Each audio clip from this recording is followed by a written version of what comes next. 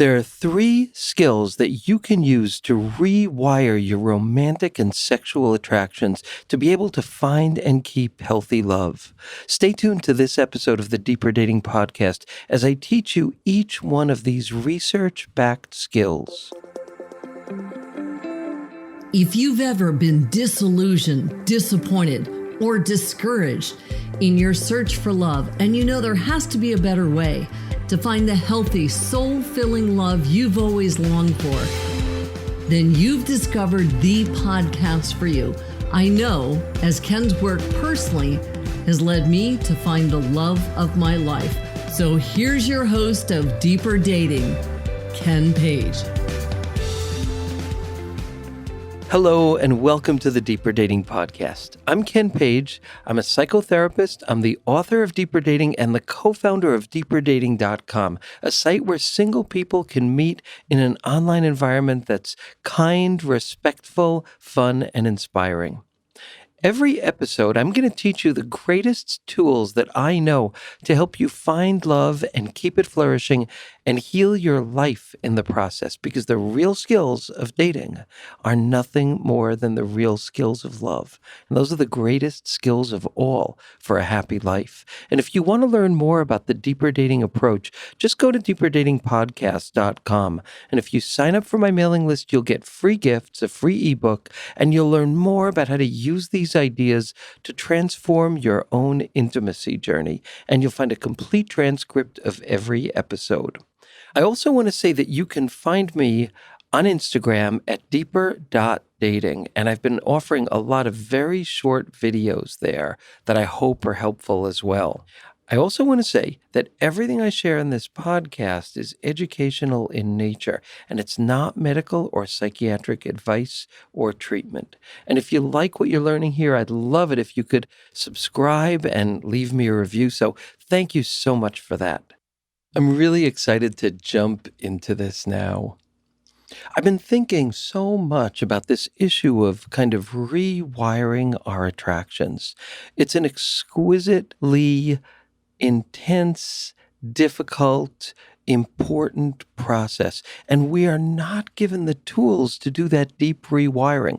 But it makes all the difference in the world for those of us like me and like many people I work with whose wiring was not kind of set up to quickly and easily lead us to healthy love. So I'm going to talk about 3 things that not only help you rewire in powerful ways and change your future, but heal your life in the process. So I think it's an amazingly positive thing, but it's what they call a hard work miracle. I think Thomas Edison said that most of us don't realize the key to success because it's dressed in overalls and it looks like work.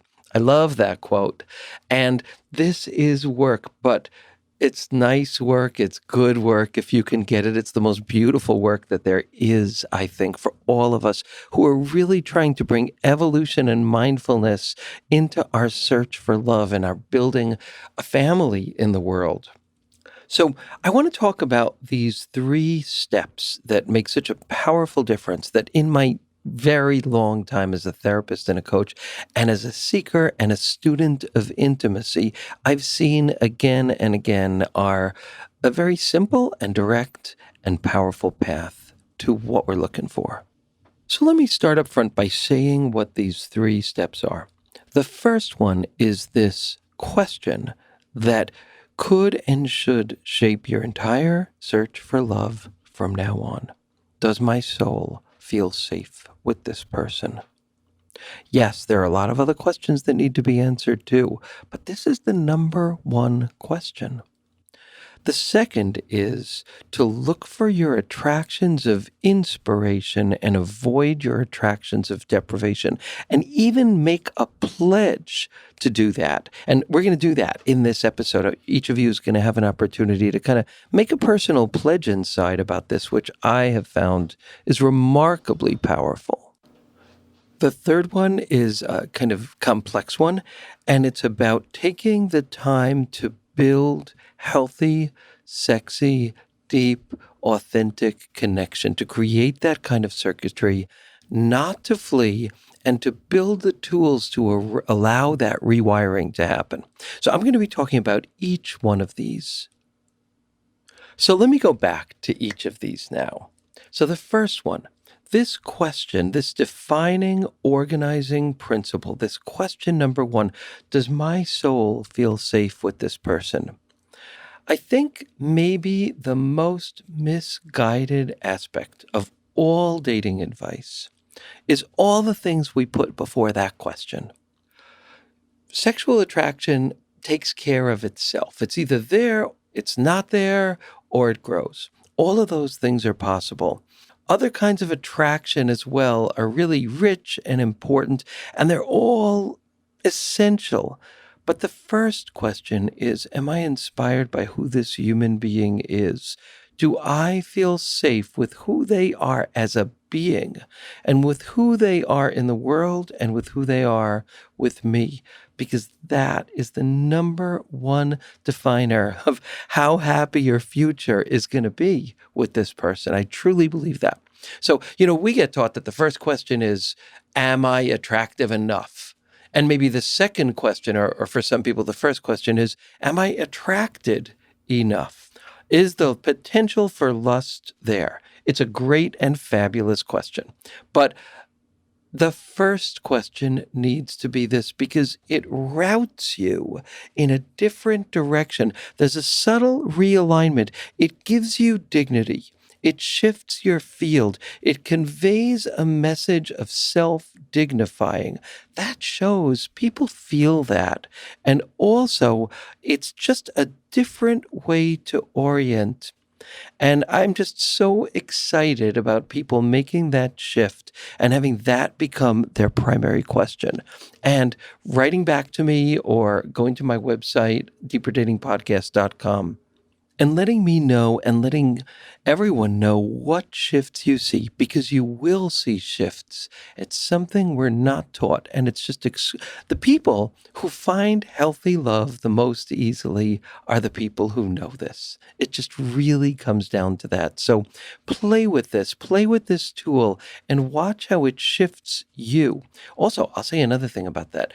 When you make that your central question, you actually heal your own attachment wounds and evolve your attachment style to a healthier kind of version of itself. So that's number one, is to let that be your first question. And thinking about how that is going to shift your landscape gives me great joy just to think about. So, okay, the second one is, and it comes from the first one, and it is recognizing your attractions of deprivation and your attractions of inspiration and making a choice to only pursue your attractions of inspiration. I think that one of the places that people who are pursuing this path of mindful dating is getting stuck in a relationship with someone who, again and again, you see is not able to meet your needs for integrity or essential availability or mental health or presence. And you try again and again and again and again. And maybe consciously this person is not going to ever be the one for me, or they're certainly not now. But it's just too hard to stop. And I can't tell you how much this is an issue for so many conscious, wonderful people who are just sticky in a relationship like that. And this does involve a degree of withdrawal. And in 12-step programs, they have a beautiful concept, whether you kind of believe in God or not. They say withdrawal is emptying the cup of your own self-will so that God can fill it with their will. So what does that mean for people who don't particularly follow that kind of, way of thinking, is that we have these hardened patterns of clutching for love in places we're not going to find it. I think of it like a little kid who's got a piece of colored, sharp glass in their hand. And they're squeezing onto it so tight and their hand is bleeding, but they won't let go because it's pretty and precious. And people who've done so much work on themselves still struggle with letting go of relationships like this. And here's what I want to say. Do not assume that you can do this without help. a therapist, a friend, a circle of friends. It's painful. I remember a time that I had to do that, and someone very wise looked at me and said, Ken, it's going to feel like amputating your arm, but you have to do it. It was so helpful to hear that acknowledgement of how much it hurt and the reality that I had to do it. And I did do it. I did end that relationship. So it's not easy to let go of our attractions of deprivation. It's beyond not easy. And here's another thing that fits with this. If you're having a non-sexual relationship with someone that deep down you think you're kind of still in love with them, even though you're dating, even though you're still finding people hot and attractive, a significant portion of your libido is still focused on them. And it's like trying to get out of gravity zone without enough rocket fuel, because we need all the rocket fuel we can get to do this incredibly complex metamorphosis of making a stranger into home. So we fool ourselves thinking that we could often stay in touch with someone, even like have a friends with benefits kind of relationship with them. But if deep down you're still kind of in love with them or hoping they'll fall in love with you are dramatically decreasing your chances of ever being able to really find healthy love and go with it, because you won't have enough energy to do the hard work of rewiring that's required for finding and nourishing new healthy love in almost all cases.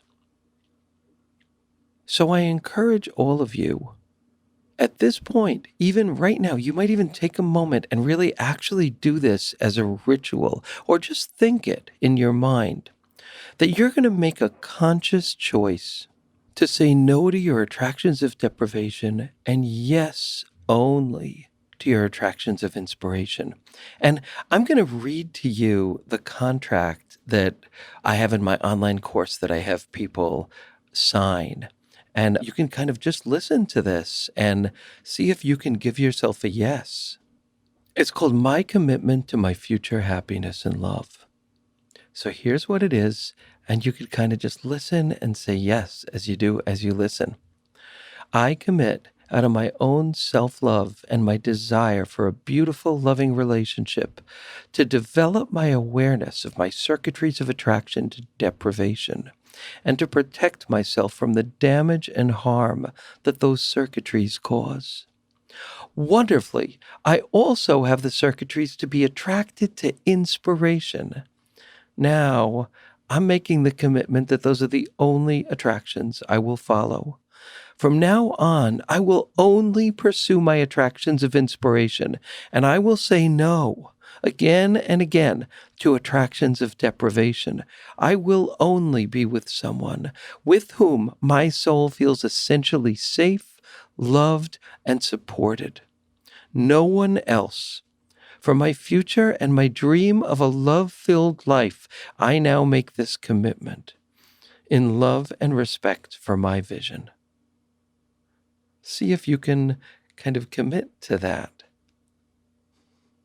So if it's ringing true, whether you made the commitment or not, if it's ringing true, hold that close, because this is really like maybe the single central greatest piece of dating wisdom that I know. This is the choice. This is the pivotal choice. I really do believe that. So let's go on to number 3, the third step. That is this incredible process of rewiring.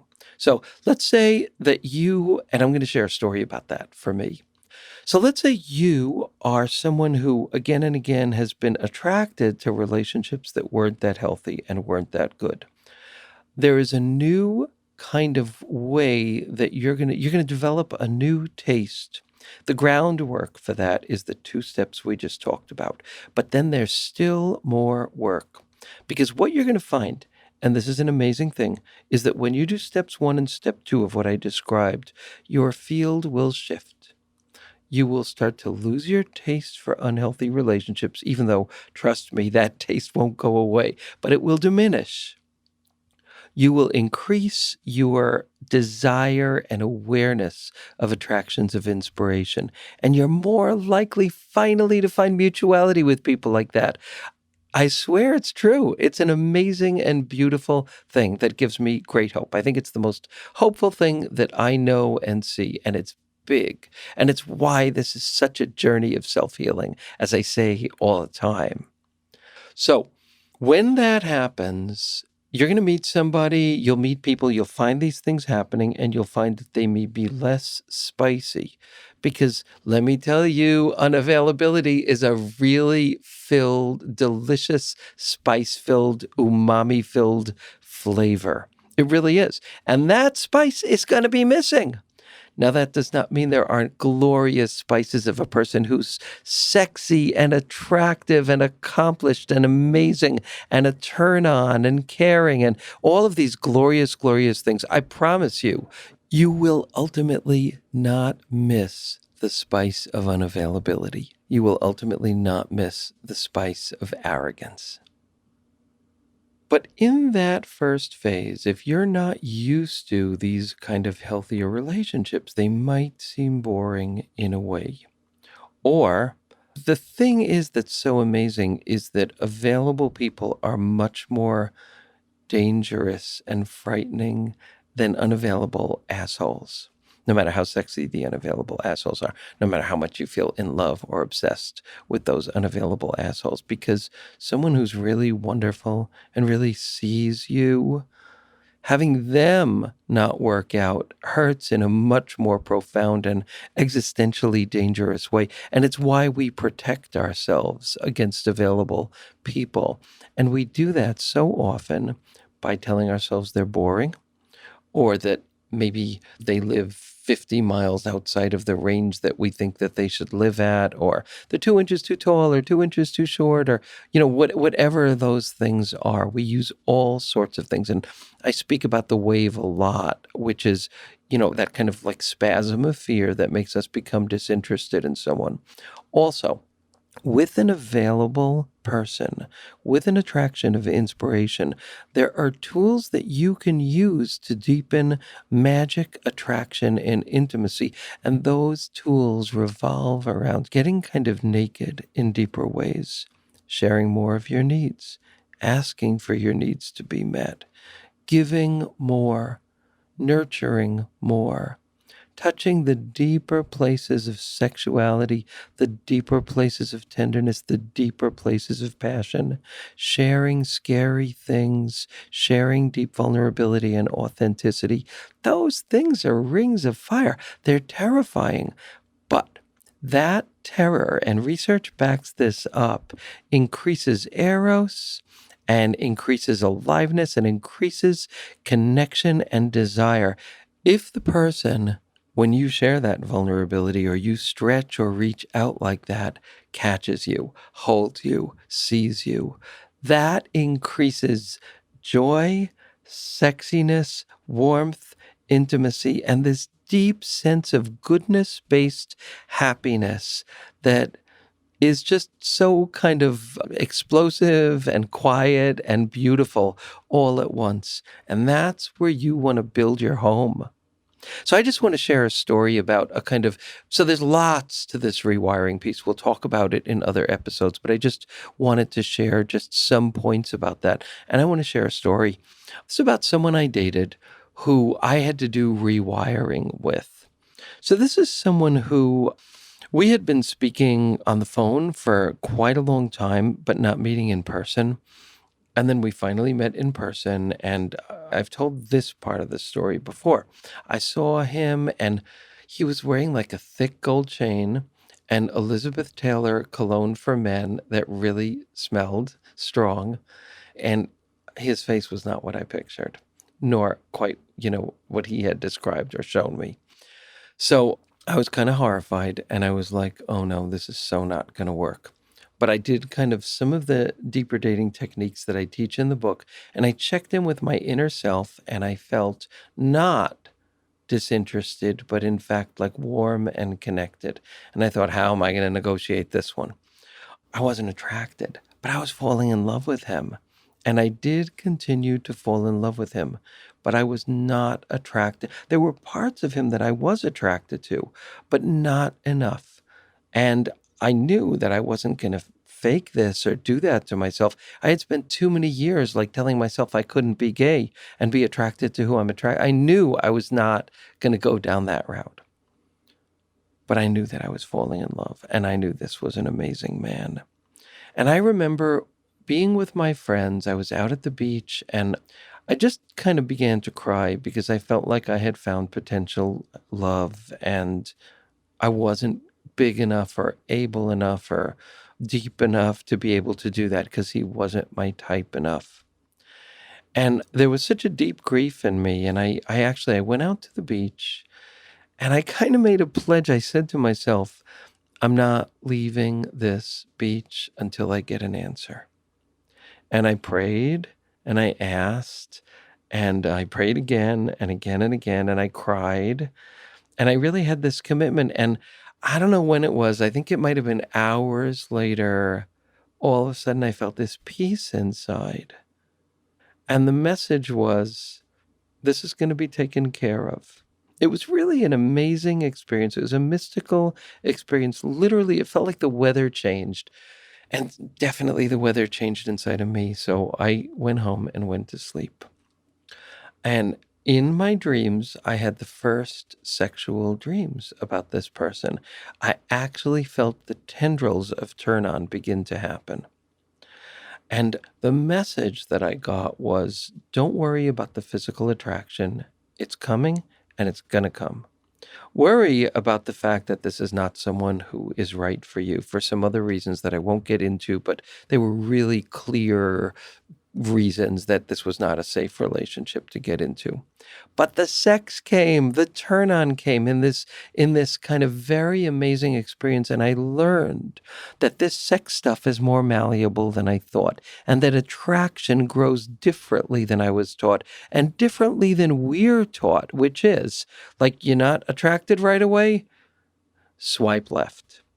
You're attracted, swipe right. But there's such deeper stuff going on that we don't touch. So I just wanted to share that story because it was an example of rewiring that I had to do there with this person and many times after that, which I can talk about in future episodes. But what I want to say is, do any of these hit your heart? Does this person make me feel safe in my soul? Making a commitment to only choose attractions of inspiration and say no to attractions of deprivation. And to be able to do this deep and rich work of rewiring in the presence of a healthy relationship. And if you get big yeses inside, I celebrate that. Ride those yeses. Feel those kind of quiet explosions of, yes, this is what I want, this is what I believe, and let it begin to download in you because it changes your field when you do that work. Thank you so much for listening. Blessings on your journey, and I look forward to connecting with you on the next episode. And that's it for today's episode of Deeper Dating. Be sure to go to deeperdatingpodcast.com as Ken has a few more gifts for you. Then join us on the next episode.